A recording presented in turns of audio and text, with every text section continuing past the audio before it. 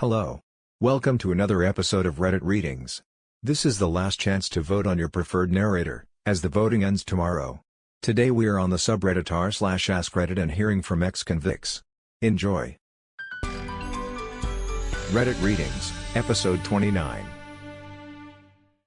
Ex-Convicts of Reddit, did you find prison rehabilitating?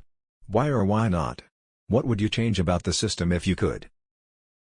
It was over 20 years ago in a Canadian jail in minimum security. I was in for cultivation. The only thing mandatory for me was to go to a victims program so that I became aware of the harm I was causing by quote-unquote selling weed. I grew 4 plants at home for me and my brother and never sold any, and was ratted out by a friend of my brother because I refused to sell him weed for 2 reasons. A. He was 15. B. I didn't sell weed. The rest of the time was gym and cards. No fear of killings or fights, it was quite chill. 2 years for 4 plants that are legal here now. Yes, but it depends on perspective. I can very clearly remember laying on my rack in state pen and thinking, know what? This fucking sucks, and the reason I'm here is because I put myself here. I'm done fighting the system. From the time of my conviction, sold some acid to a friend who had an undercover officer in the car with him, to the time I discharged my CDC number was 12 years. 12 goddamn years of fucking off my county probation and hiding, unable to live a normal life, being scared anytime a police officer was in sight. Then having a judge revoke my probation and reinstating my 3 years joint suspended sentence. Then prison. Then parole. All because I refused to get my shit together and act like a responsible adult. Had I done that, I could have had the conviction expunged. But hey, I did it all to myself. So back to the thread question. Prison provided me the opportunity to make the right choice for myself. Most prisons in the US are not intended to rehabilitate people. The only mechanism they provide for that is to make life suck bad enough that a reasonable person might change by their own volition. As a side note, I consider myself extremely lucky in 2 ways. I had some form of support after I got out.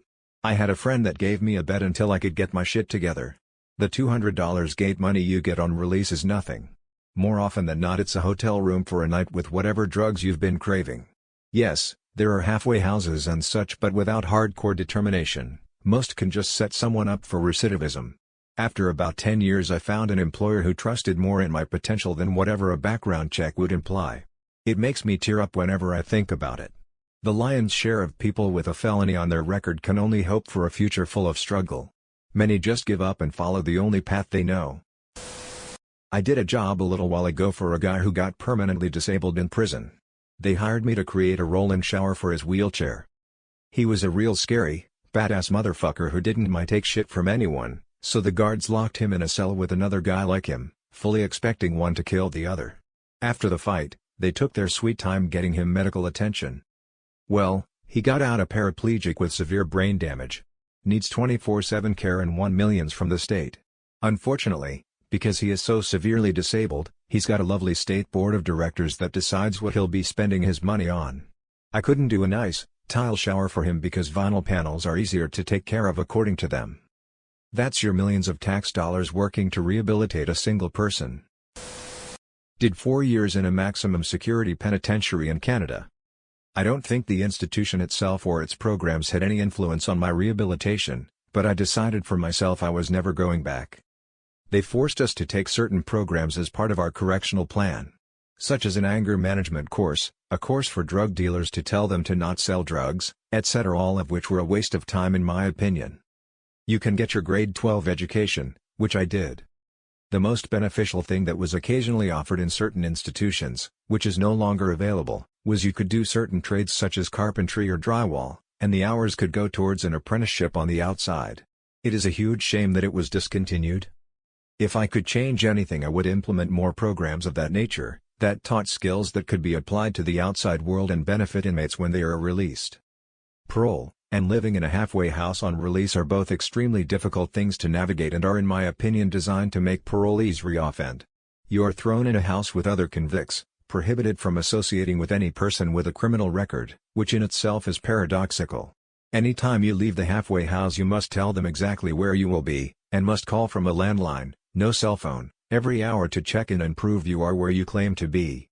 Most people don't own a house phone anymore, and payphones are almost non-existent, which makes this very difficult.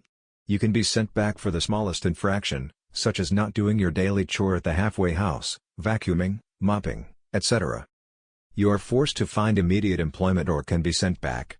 Finding a job after being inside for that long can be a very daunting task, especially when certain parole officers demand to meet your employer or meet you at work to prove you're actually employed there. Overall, more programs on the outside to help get parolees jobs, perhaps pre-apprenticeship programs in an example, would be hugely beneficial. Most ex-cons who rehabilitate do it with their own determination and conscious decision to leave that lifestyle behind. I don't feel the system itself and resources within it play an impactful part in that. I did 2.5 years, went in at 19, got out at 22. It was honestly the best thing that happened to me. I was on a downhill spiral and many of my friends living similar lifestyles are dead, addicted or in and out of jail. It's been over a decade and I have a loving family, respectable career and working towards my master's. I wouldn't say it was very rehabilitating, though it did make me never want to go back. The worst thing they never tell you is that the COs can do pretty much whatever they want to you. You don't really have due process once you're inside. They can send you to solitary confinement whenever they want, move you to the cell of someone who hates you and look the other way as you get beat up, and nothing will happen to them for it. Most of us were more scared of the COs than we were of each other, though of course there were some good COs. Specific punishments and such vary from prison to prison, but the worst one I always dreaded was dog breath. If someone in our cell did something the CO didn't like, they'd come in, order us to sit with our backs to the wall, sometimes cuffed, and then they'd bring in their K-9 officer to search the cell. Except, well, she'd search the cell, but spend a long-ass time giving us a sniff over too, with her mouth right on our nose, panting heavily. It was absolutely foul. One guy cursed at a CO one day, and the next day our cell was searched, and he spent 15 minutes getting breathed and slobbered on by these dogs until he was gagging and retching. Complaining about the smell was a surefire way to get more of it. Nothing to do about it either. What are you going to do? Complain that they searched your cell? That'd be a good way to earn another K-9 visit the next day. Not even close to that. Stuck in a big room with a bunch of shitty people, and all we did was play cards. Have to worry about getting stabbed or killed half of the time.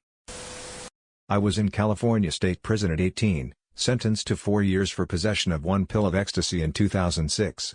Prison in California is fucked. You get classified by a points system, and if you are young, single and have no kids, then you get more points which make your level higher. I have never been to prison, so I thought I would get somewhat of a break and get minimum security, but I did not. I got level 3, level 4 being max security. Once you get into prison, you must align with a group, usually race affiliated if you are not in a gang, which I was not. I was a skinny white dude, so I grouped with the other non-gang affiliated white guys, aka Peckerwoods. In California, everything is very segregated by race, and the cops allow it because in there it really is more peaceful and less violent that way. Very different world. Is it rehabilitating? Fuck no. You have 2 choices in a level 3 or 4 California prison. Do what is requested of you, stab a snitch or a molester/rapist, participate in a riot, etc., or you get stabbed. Cops allow it because they don't like those types of people in there just as much as we did. However, I was only doing 4 years. What if I kill someone, even if they are a piece of shit, because I don't want to get stabbed and then pick up a life sentence? Doesn't matter. You stab or get stabbed.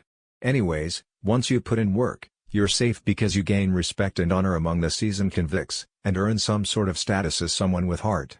Lots of bullshit in there, like a white guy can share food or play cards with a black guy and certain Mexicans depending on gang affiliation, etc. They took away all of the trades you used to be able to learn, and all they had was a GED program, which was useless due to my HS diploma.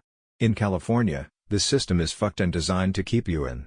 I got out in 2009 and off of parole in 2010 and haven't been in trouble since, and my record still haunts me to this day, even though I'm in a successful automotive career, because I was sent to state prison and the only way to get that off of my record is to get a certificate of rehabilitation, which is a governor's pardon, and they don't give those out. To me, it sucks because now in California, possession is a misdemeanor, which means I wouldn't have ever done time in the first place. Hard no. It was extremely overcrowded, and for a week, I had to sleep in a room with a maximum occupancy of 12, with 21 other men. Most slept on a floor. I got lucky enough to sleep inches from the clogged and unusable toilet. The room was about 85 degrees. Everyone I met in there was just a terrible person, and a lot of them were happy to be there so they could tell their homies they were locked up. Did 2 years in 2002. 1 year in a for-profit regional jail and 1 year minimum security state prison. Not rehabilitating in the sense they made any effort to rehab us, but I did go straight to stay out of there. I was 18 and breaking into businesses for the thrill. Hardcore self-destruction. I thought my life was over until I saw how worse the other convicts were. The only services jail offers are GED, church and AA/NA, so any rehabbing is done there. The discipline isn't like the military where they attempt to teach you honor or anything. It's just stand for count and clean your area once a day. I already had a GED but took it again out of boredom. Prison is a lot better. Counselors teach community college courses and you have a job. Came out with 9 credits. Probation sucks. Get downtown twice a week, don't have a shy bladder, keep a job, go to meetings even though I didn't have a drug problem. High stress and a lot of us get indefinite probation which averages 5 years. But I did well. I'm white and middle class so I was able to blend back into society easy. Waited tables and did community college. My PO let me off probation in 2 years so I could go to university and ultimately hardly missed a beat. Happily married now with 3 kids, a mortgage and a career I don't hate. Honestly, the biggest motivation for me was watching WB shows in jail and seeing them all go to college. It was like when Mowgli saw other humans and left the jungle on his own. Needless to say, I had an unstable childhood. Rehabilitated? My first night in a juvenile facility they put me in a cell with a sheet of cardboard for my bed. They had 3 juveniles crammed in every cell that was designed to hold 1 kid at a time. We rarely left those cells because the officers couldn't be bothered to supervise us in the day room. Most of my days in that detention facility were spent in that cell, listening to the sounds of the day room TV while the officers watched whatever instead of doing their jobs. This description details a facility I only spent 6 months at. I finally got out of there when a bed opened up at another facility because the kid died due to not receiving help from the corrections or medical staff. His name was Willie Durden. I could go on for ages about how they don't give a fuck about rehabilitation. Justice is about the almighty $, no room for much else. I haven't been to prison, just in and out of juvie and jail for years. I don't know what was supposed to be rehabilitating. With a lot of psychological help in juvie, they had high staff turnover so there was never really consistency and progress. A lot of drug programming at both levels was just kind of like their stuff. And really basic. I've been in a juvie class where another kid was correcting the teacher's info. Jails mostly have AA, don't really like AA. A lot of hanging out and playing games and entertaining yourself. It rehabilitated some of my basketball skills, though some of that gets a little dirty for an actual game. It rehabilitated my ability to read books. After the first couple of times going to juvie or jail never concerned me. Once you figured the place out a bit then you can just hang out. I have an uncle who had custody of me as a teen and he invested in me. He rehabilitated me, the system just took me and held me for periods of time but he did the real work. He got me competent and consistent mental health care, we found a counselor who I connected with. I got my meds sorted out. I got consistent and competent substance help. I got a good education and directed towards a career. He got himself help in how to parent me. He got me to be a regular human by about 21. With greater funding and a change of attitude, I think the system could implement all of that stuff far more successfully. And I think that a big focus on juveniles and young adults would help too. And stop being obsessed with the act of locking people up. Not me, but my boyfriend spent 2 years in jail for drug possession with intent to sell. He just said he played cards and read a lot. No rehabilitation programs. This is a small jail in Florida, not prison. The thing that sucks is that when a felon is released, they have so many limitations placed on them that are so difficult to overcome. It is very hard to find housing or a job that will take on a felon. Luckily he came from a well-off family, so he was able to live at a relative's house and work for his father's company. But if he came from a poor family, his choices would be extremely limited, which is why so many felons go right back to committing crimes. They're trying to survive. This is not my story, this is my dad's. He went to prison 3 different times, but he only counts it as one, since he was only really out for less than a month each time he got out, excepting the last one of course. That's a different story. The last time he went to prison was at Folsom Prison near Sacramento. Yes, from the song. His cellmate was an older man, though, my dad remarked that now, he's older than his cellmate was at the time. My dad was a bit of an arrogant prick and he was bragging about times he got away with some drug smuggling job. They were playing a game of chess and his cellmate just sighed. Boy, if you ever listen to a word I say, listen to this. You're still young, you got your whole life ahead of you. Me? I'm here for life. Do you understand that? I'm never getting out of this prison. And when I die, they're going to bury me out in the graveyard with a wooden marker over top my body. I burned all my bridges and now there's no one left to give a shit when I die. You're still a kid, but I was your age when I was put in here. Stop being a fucking dumbass and do something with your life if you don't want to be buried underneath a prison. Now move your fucking piece so we can play some chess. He was wrong about one thing though. I've seen my dad cry exactly twice in my life. The second time was last year when we visited Folsom Prison and my dad found out that his cellmate, the man who changed his life, passed away years ago. My dad cried over his death, and was probably the only person who did. If that man hadn't verbally slapped my dad across the face, I wouldn't have been born. So yeah, prison can be rehabilitating, but I'm not sure if it's the system that's responsible. Thanks for listening to Reddit Readings episode 29. And if you enjoyed it, consider subscribing and leaving a rating.